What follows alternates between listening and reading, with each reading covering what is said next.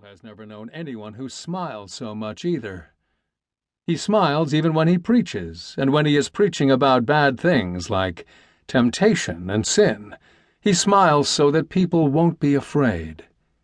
He is a tall man with a wide neck and naturally padded shoulders, and around shorter people he tends to slouch, bending his knees if need be. He does not like the feeling of towering over anyone. Cole always thinks of this when Pastor Wyatt tells him to stand up straight or not to hunch at the table.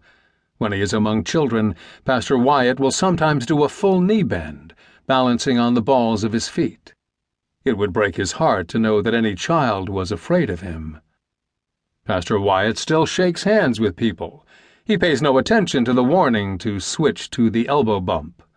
Cole remembers learning about this while he was still in regular school. Public officials were trying to get people to switch because touching elbows did not spread infection the way touching hands did. Cole knows there are many people who have switched, but he sees the elbow bump only when he is around strangers. The people he sees every day make fun of the elbow bump. They shake hands and they hug one another, even though Pastor Wyatt says the disease that spared them all this time around is neither the last nor the worst of its kind. Other plagues are coming, he says, smiling, and he thinks they will be here soon.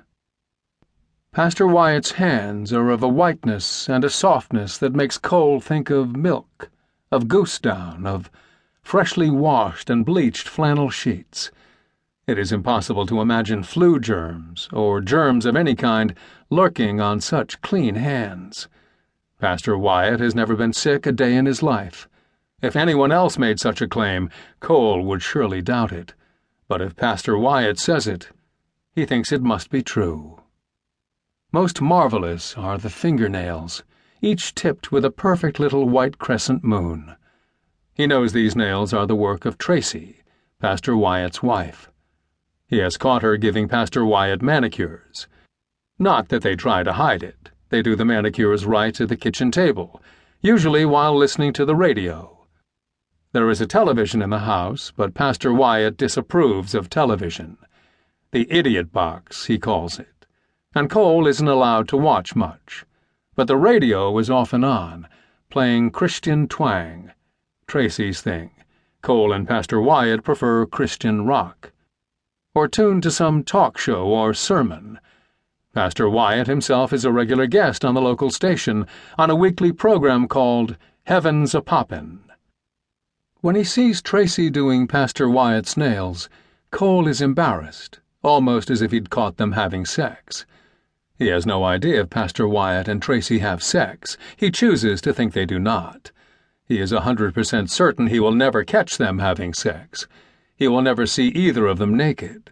It simply must not be allowed to happen. If it happens, he will have to die.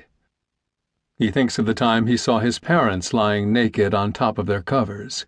In broad daylight, the shades were up, sun fell across the bed, and how it was one of the worst moments of his life.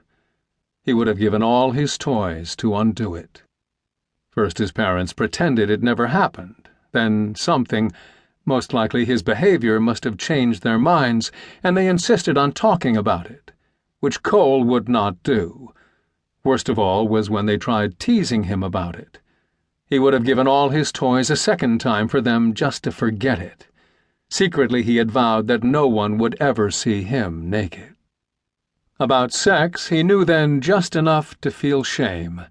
Certain photos he'd seen, ripped from magazines and passed around at school, had left him with images of unhealthy-looking grayish-pink flesh, like meat that had turned, and hideous tufts of dark hair where hair shouldn't even be, images that soured his stomach. It would have taken a miracle to connect them with the time he stumbled on Jade Korsky during a game of hide-and-seek. In the dark closet their teeth had clicked together like magnets, and they had tongued her cherry cough drop back and forth till it was the size of a lentil.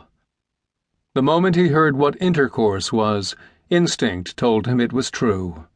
The knowledge had brought an anxious and bewildering sorrow, a feeling that would return when he learned what his mother's box of tampons was for. He did not share